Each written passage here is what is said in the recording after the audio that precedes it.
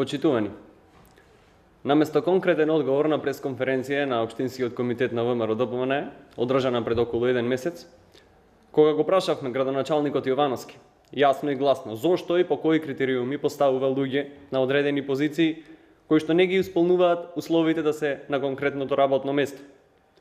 Наместо одговор, добивме само празна соопштение со веќе видена реторика, која СДС практикуваше до улога на опозиција во минатото.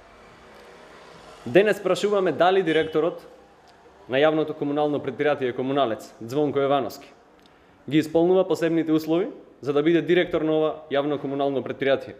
Дали истиот има високо образование од 240 кредити и дали го има потребното работно искуство да биде директор на ова предпријатие.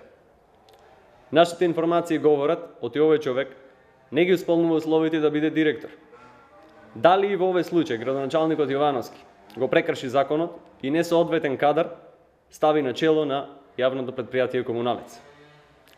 Прашуваме дали е вистина дека Звонко Јовановски е поставен за директор со образование од 180 кредити.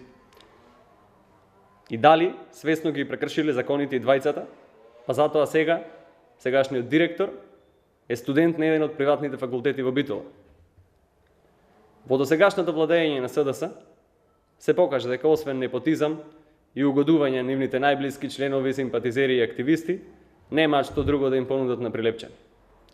Воедно исто така го повикуваме основното јавно обвинителство, под опрен глас, да ги истражи овие прашања и доколку утврди непочитување на законите и можна злоупотреба при направениот избор да следува одговорност, како од градоначалникот, така и од сегашниот директор. Ви благодариме.